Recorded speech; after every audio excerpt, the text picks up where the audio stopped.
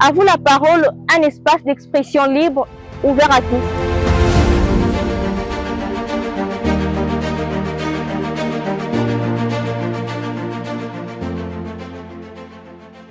À l'ère du numérique, les réseaux sociaux occupent une place centrale dans la vie des jeunes. Outils de communication, de divertissement et parfois d'influence. Ils façonnent les comportements, les mentalités et même l'identité. Mais entre opportunités et dangers, quel est le véritable impact des réseaux sociaux sur la jeunesse d'aujourd'hui? Bonjour à toutes et à tous de partout où vous nous suivez et bienvenue dans votre émission À vous la parole, un espace d'expression libre, une émission qui donne la voix à ceux qui vivent la réalité au quotidien. Pour ce numéro, j'ai le plaisir de recevoir sur ces plateaux Monsieur Etienne Tishimbi. Ensemble avec lui, nous allons échanger autour du thème l'impact des réseaux sociaux sur la jeunesse d'aujourd'hui. Restez à l'écoute, à vous la parole commence tout de suite. Internet, c'est un outil formidable de divertissement, d'information et de communication. Mais c'est aussi un espace qui regorge de pièges. Alors, première chose à faire, protéger son image et ses données. Rappelez-vous, tout ce qui est publié sur la toile, photos, vidéos et commentaires, tout ça devient presque indélébile.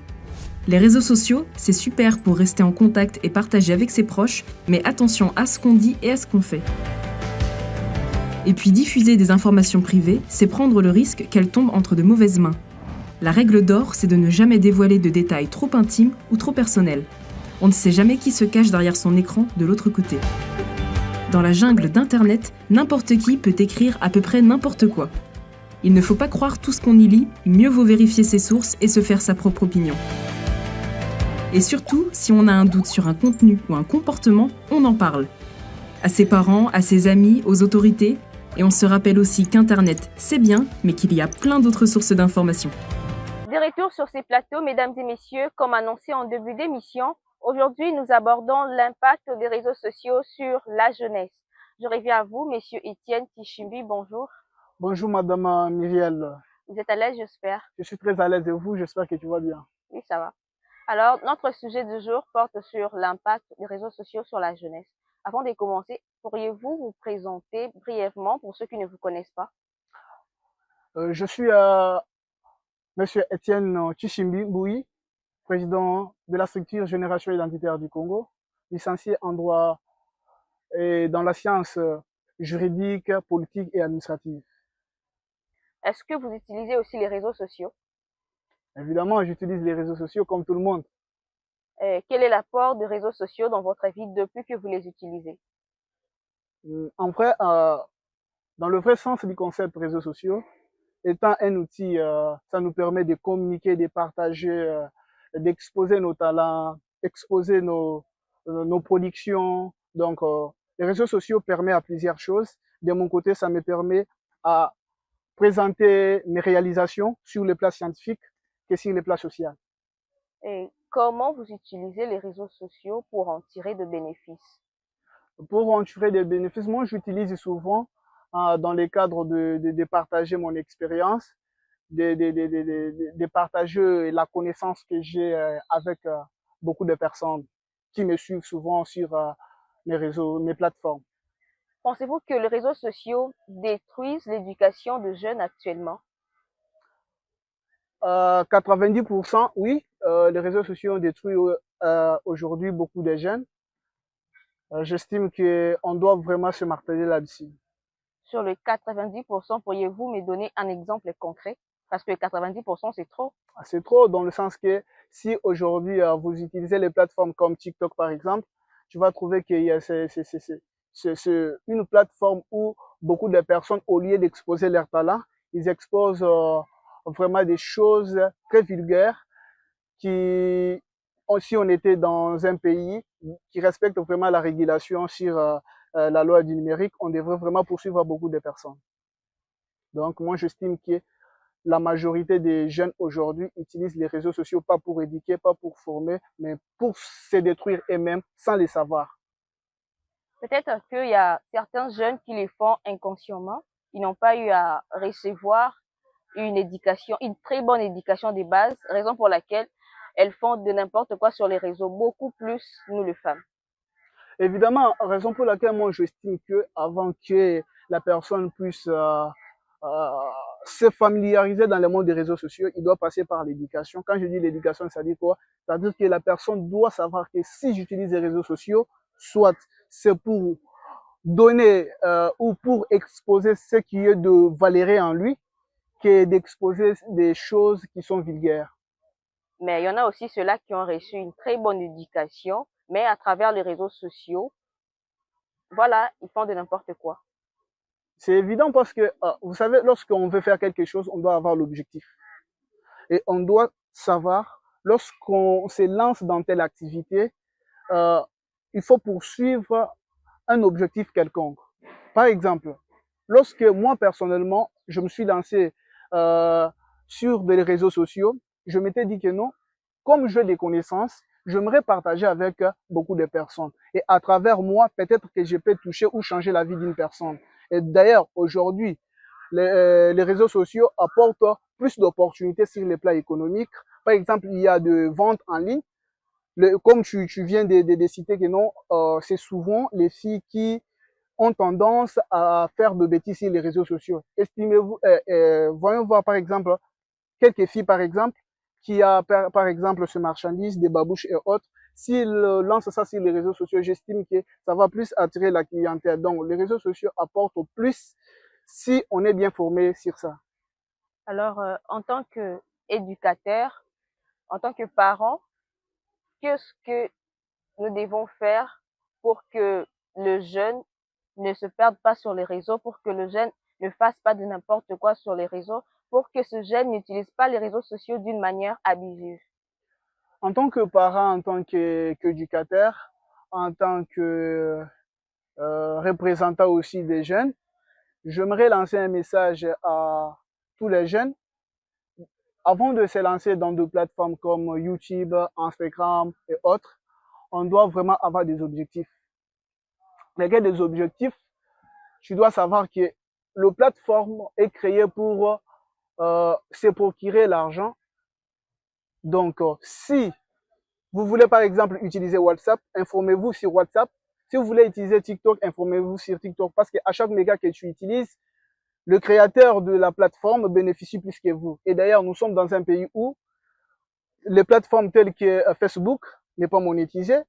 Donc, si il faut plus utiliser les réseaux sociaux, on doit l'utiliser dans le sens de partager notre connaissance, d'informer aux gens. Donc, de ne pas utiliser l'information dans le but de recruter demain. C'est un peu ça que j'aimerais lancer comme message. Mais il y a une chose qui est en train de mettre un peu de confusion pour nous les jeunes. Est-ce qu'une relation amoureuse à travers les réseaux sociaux peut aboutir à quelque chose de sérieux? Évidemment, ça dépend. Tu vois aussi, le contenu d'une personne peut lui apporter plus de chances. Estimez-vous par exemple une personne comme, je peux dire, je vais prendre mon exemple, qui a de rêve, par exemple, d'être un leader, d'être un éducateur de masse, par exemple. Je ne peux pas aller m'accoupler avec une personne qui publie des absurdités sur les réseaux sociaux. C'est-à-dire que c'est de la manière dont la personne utilise les réseaux sociaux que ça peut aussi lui donner certains avantages. Dans quel sens? Dans le sens que si par exemple, je vois une fille par exemple qui chaque fois dit que donne des formations sur les réseaux sociaux, je peux être attiré par les contenus que la fille crée et plutôt à travers les contenus qu'elle va créer, ça peut aussi attirer pour dire que non, cette fille mérite vraiment d'être une femme à la maison et d'ailleurs, aujourd'hui, on a plus de chances avec Facebook, WhatsApp. Nous pouvons faire des rencontres en ligne et puis ça peut aboutir au mariage ou aboutir à des opportunités dans la société. En parlant de ça, vous avez déjà tenté, j'espère? Tenter. Oui. Bon, en fait, pour dire que j'ai déjà tenté ou je n'ai pas encore tenté, l'expérience nous en dira. Vous êtes sûr? J'ai fait des très bonnes connaissances à travers les réseaux sociaux. J'ai plus d'amis avec qui aujourd'hui nous travaillons avec eux dans ma structure.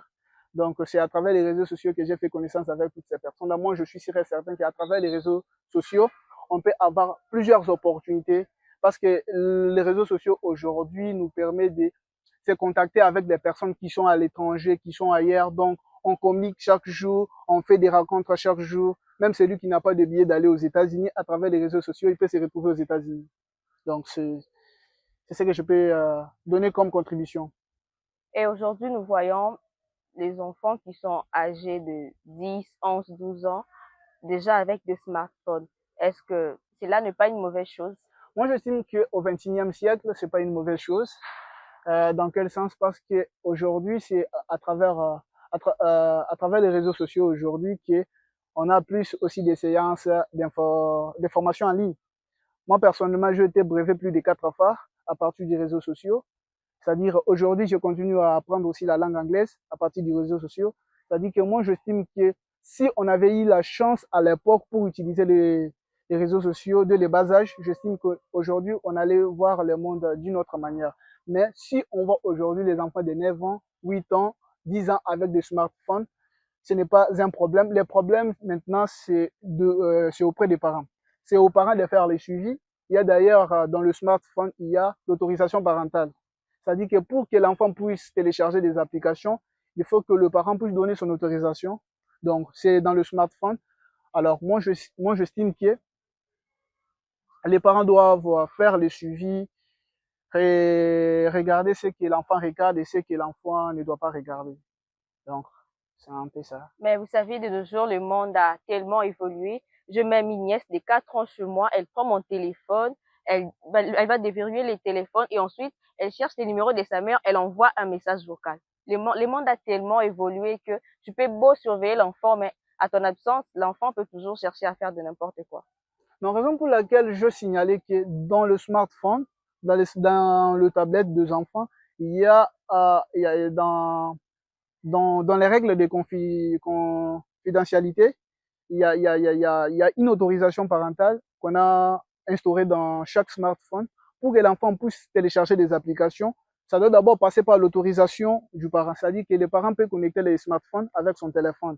Donc, moi, j'estime que les parents aussi doivent se former sur ça. Beaucoup de parents ne le savent pas, mais quand même, dans chaque tablette, il y a une autorisation parentale pour que l'enfant puisse regarder, par exemple, telle application.